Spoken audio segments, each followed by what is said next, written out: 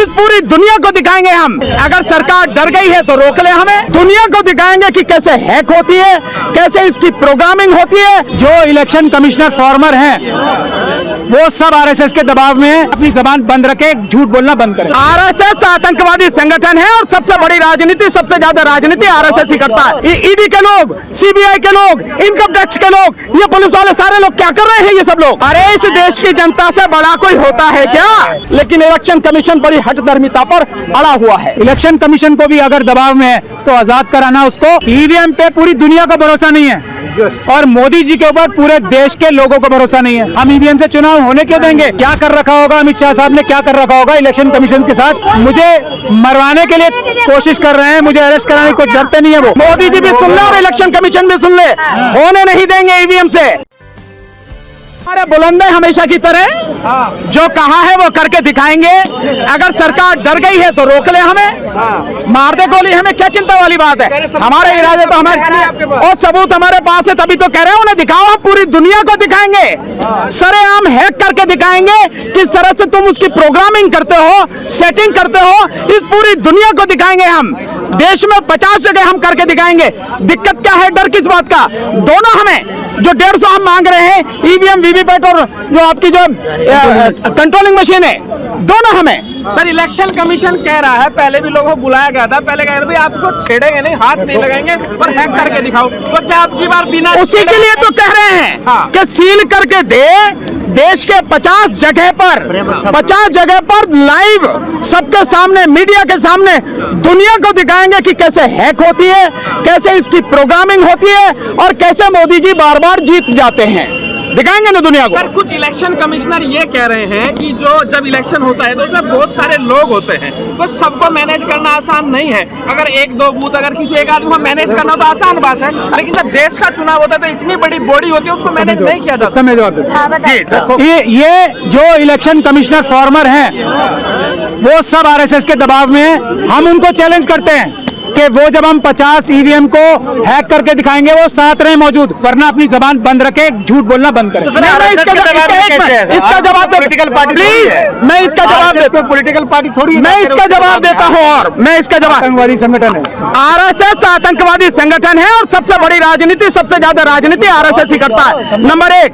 Number दूसरी, आप कह रहे हो इतने सारे लोग मैनेज नहीं हो सकते। पूरा सरकारी अमला मोदी जी के सामने नतमस्तक हो चुका है, अपना ईमान खो चुका है, बिल्कुल साष्टांग दंडवत करता है। इससे ज्यादा और कोई दिक्कत होगी क्या? ईडी के लोग, सीबीआई के लोग, इनकम टैक्स के लोग, ये पुलिस वाले सारे लोग क्या कर रहे हैं ये सब लोग? ये उनके सामने नतमस्तक है। आप कह रहे मैनेज नहीं होता? कौन कौन मैनेज नहीं होता? हर कोई मैनेज होता। अगर एक भी व्यक्ति ईमानदार होता, एक भी संस्था ईमानदार होती तो वो निष्पक्ष चुनाव कराती। इलेक्शन कमीशन निष्पक्ष होता तो स्वतंत्र, पारदर्शी और निष्पक्ष चुनाव कराता। कराए ना, हम यही तो बात करें। सवाल ये है सर, सवाल लीजिएगा। सवाल ये है कि जो बड़ी पॉलिटिकल पार्टी है वो विरोध क्यों नहीं कर रहे? ना तो कभी नीतीश कुमार को देखा, ना राहुल गांधी को देखा, ना मायावती को देखा। अरे इस देश की जनता से बड़ा कोई होता है क्या? इस देश की जनता सबसे बड़ी है, सबसे पहले है, सबसे ऊपर है। इससे बड़ा कोई विपक्ष नहीं है और बावजूद उसके आप कह रहे हैं कि बड़ी पॉलिटिकल पार्टियां नहीं कहती। इंडिया गठबंधन में जितनी भी 28 पार्टियां हैं, उन्होंने इलेक्शन कमीशन को लेटर लिखा नहीं लिखा कि जो वीवीपैट है, उस वीवीपैट में जो पर्ची है, वो पर्ची आप वोटर को दो और उसको उसमें डालने दो एक बॉक्स में, और उनकी 100% यानी 100% उसकी पर्ची की गिनती कराओ, क्योंकि वोट वही है। तो पॉलिटिकल पार्टियां कैसे नहीं बोल रही हैं? बोल रही हैं पॉलिटिकल पार्टियां। और यही नहीं, सिविल सोसाइटी के लोग बोल रहे हैं। सिविल सोसाइटी के लोग, आपको मालूम है सिविल सोसाइटी ने जो बनाई है, एक कमीशन बनाया, citizen commission on election report EVM और वीवीपैट पे, उन्होंने 11 पेज की रिपोर्ट बनाई है, जिसमें सुप्रीम कोर्ट के रिटायर्ड जज जस्टिस मदीन बी लोकुर उसके अध्यक्ष रहे हैं, और उसमें सुप्रीम कोर्ट के जजेस, हाई कोर्ट के रिटायर्ड जजेस, IAS officer, IPS officer, professors, ये IIT एक्सपर्ट लोग हैं, उनकी पूरी रिपोर्ट है, निकाल के पढ़ो ना, उसमें नेट पर हासिल है। उन सब ने 6,500 लोगों ने साइन करके इलेक्शन कमीशन को दी है।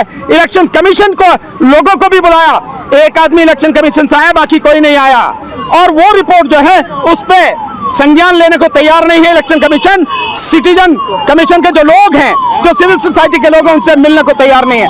तो जो सिविल सोसाइटी के लोग हैं, जो आम जनता है, जो पॉलिटिकल पार्टियां हैं, सभी इस आवाज को उठा रही हैं, लेकिन इलेक्शन कमीशन बड़ी हठधर्मिता पर अड़ा हुआ है। एक मिनट में ये और आपको बता दूं, आज का जो ये हालात नजर आ रहे हैं, इससे हमें ऐसा लग रहा है कि इलेक्शन कमीशन को भी मोदी जी ने और अमित शाह साहब ने कहीं बंदी तो नहीं बना रखा। वो हो सकता है मिलना चाह रहे हो इंडिया गठबंधन के लोगों से भी, वो हो सकता है सिविल सोसाइटी के जो अभी सिटीजन कमीशन जो बनी है मदन बी लोकुर साहब के सामने जो एक रिपोर्ट आई है, उनसे भी मिलना चाह रहे हो। लेकिन ईडी, सीबीआई, एनकाउंटर और पता नहीं कौन कौन से जज लोया के डर दिखा के इलेक्शन कमीशन को भी डरा रखा हो सकता है।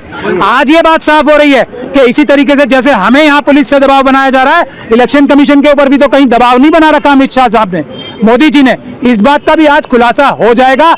इलेक्शन कमीशन को भी अगर दबाव में है तो आजाद कराना उसको देश की जनता का काम है।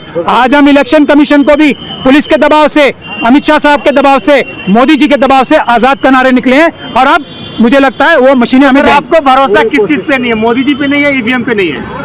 हमें दोनों पे नहीं है, सवाल कैसे कर रही है? दोनों पे ही नहीं है। ईवीएम पे देखिए, ईवीएम पे पूरी दुनिया का भरोसा नहीं है और मोदी जी के ऊपर पूरे देश के लोगों को भरोसा नहीं है। अब आप बताइए क्या बात चाहते हैं, आपसे पूछते हैं। सर 3 महीने बचा है चुनाव में, तो क्या लग रहा है 3 महीने के अंदर हट पाएगा? 3 मिनट के अंदर हट जाएगा। जनता चाहेगी तो 3 मिनट के अंदर हट जाएगा। पार्लियामेंट का सेशन कराया था ना, स्पेशल पार्लियामेंट का सेशन हुआ था ना नई पार्लियामेंट के लिए, कितनी देर लगती है? एक सेशन बुलाएं, थोड़ा सा ही तो अमेंडमेंट लाना है लॉ में, वो कर दें। और अमित शाह साहब तो कह रहे हैं अभी ट्रांसपोर्टर्स को बेवकूफ नहीं बनाया उन्होंने, कि हम जो राष्ट्रपति महोदय ने कानून पास कर दिया है उसको नोटिफाई करने से पहले उसमें चेंज ला देंगे। यही कह के तो ट्रांसपोर्टर्स को बेवकूफ बनाया। ट्रांसपोर्टर्स को यही कह के, बांग्लादेश की बात तो बाद में करूंगा, ट्रांसपोर्टर्स को बेवकूफ यही तो कह के बनाया है कि हमने जो पार्लियामेंट में लॉ पास हुआ है, प्रेसिडेंट साहिबा ने जिसपे मोहर लगा दी है, नोटिफाई करने से पहले हम उनसे बात करके उसको चेंज कर देंगे। तो ऐसा तो बेवकूफ बनाने का काम करते हैं। आप बताइए बांग्लादेश का क्या? वहाँ पर विपक्ष आरोप लगा रहा है कि धांधली हो रही है और हम बाइकआउट कर रहे हैं, तो विपक्ष ने बाइकआउट कर दिया चुनाव का। तो अगर ईवीएम से चुनाव होता है तो क्या आप अपील करेंगे कि बाइकआउट किया जाए? हम होने क्यों देंगे? भानु जी ने भी और हमने बताया नहीं है, हम ईवीएम से चुनाव होने क्यों देंगे? देश की जनता ईवीएम से चुनाव होने क्यों देगी? नहीं होने देगी। आप इतना नाउम्मीदी ना रखें। आज तो ये बात साफ हो गई ना कि इलेक्शन कमीशन हमसे मिलना चाहता है, पुलिस हमें रोकना चाहती है। आज तो ये भी बात साफ निकल के आ रही है ना कि मोदी जी ने क्या कर रखा होगा, अमित शाह साहब ने क्या कर रखा होगा इलेक्शन कमीशन के साथ, वो भी एक विषय है जिसको हमें इन्वेस्टिगेट करना है। क्यों डरती है अमित शाह से इतना? मुझसे नहीं डरते, क्या बात कर रहे हो आप? अमित शाह साहब मुझसे डरेंगे? मुझसे डरेंगे? वो मुझे मरवाने के लिए कोशिश कर रहे हैं, मुझे अरेस्ट कराने को डरते नहीं है। वो डरते हैं देश की जनता से, वो डरते हैं देश के बाबा साहब के संविधान से। कह रहे हैं ईवीएम से चुनाव नहीं होने देंगे। 8 लाख मशीनों का, नई मशीनों का ऑर्डर करा है इलेक्शन कमीशन ऑफ इंडिया ने। मोदी जी ने जितने पैसे में अपना एक जहाज खरीदा है, अगर वो जहाज ही लीज पे दे देंगे तो ईवीएम की मशीनों की जगह पेपर बैलेट से चुनाव हो जाएंगे। मोदी जी का जहाज ही तो है, सिर्फ वही तो देना है। इतना पैसा नहीं लगना है पेपर बैलेट से चुनाव कराने में या वीवीपैट से चुनाव कराने में, इतना पैसा नहीं लगना है। मोदी जी का जहाज जाएगा बस थोड़ी देर के लिए। 2024 से पहले ईवीएम बैन हो जाएगी? 100%। जी सर, आप 2024 से शुरू हो गया यार मेरे, यूँ कहो 2024 में ही बंद हो जाएगी। और 2024 का लोकसभा चुनाव किसी भी कीमत पर, मोदी जी भी सुन ले और इलेक्शन कमीशन भी सुन ले, होने नहीं देंगे ईवीएम से। चुनाव होगा 2024 का तो केवल और केवल बैलेट पेपर से होगा, इसके अलावा चुनाव होगा नहीं। मोदी जी से डरते कहाँ हैं सर? कौन डरते मोदी जी से? और मोदी जी डरते हमसे? मोदी जी से कौन डरे यार मेरे? मोदी जी कर रहे हैं, उनके पास सब तो मंचे सारे, हमें मार दे, गिरफ्तार कर ले, हम काहे को डरते मोदी जी से? सर 2000 लोग हमारे साथ में देश की तमाम जनता है। आप क्या बात कर, ये हमारे स्वागत के लिए आई है। भाई स्वागत, भाई ऐसा है जब वीआईपी लोग निकलते हैं और इस देश की जनता से बड़ा वीआईपी कोई नहीं होता, तो पुलिस चाहिए ना खूब मात्रा में उसकी सलामी देने के लिए, उसका सम्मान करने के लिए, इसीलिए पुलिस है। आजादी की लड़ाई में समय लगता है। जो आजादी का आंदोलन था सैकड़ों साल तक चला, लेकिन उसके बाद देश को आजादी मिली, लाखों लोगों ने कुर्बानी दी।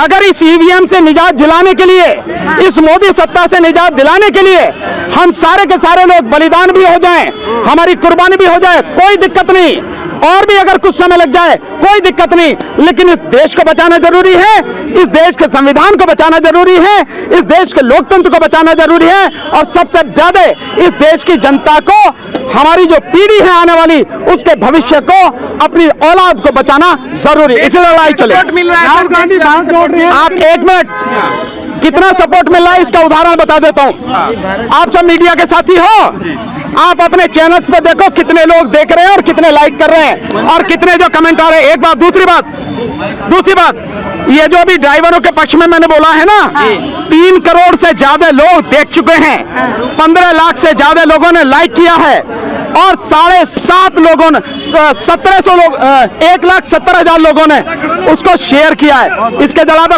और भी कोई जरूरत है? इतना तो मैं मोदी जी को देखते हैं। यस, इतना मैं चैलेंज कर रहा हूं आज की तारीख में। अगर इतने लोग मोदी जी को देखते हो, मोदी जी को लाइक करते हो, कमेंट करते हो, तो मैं हमेशा के लिए राजनीति छोड़ दूंगा।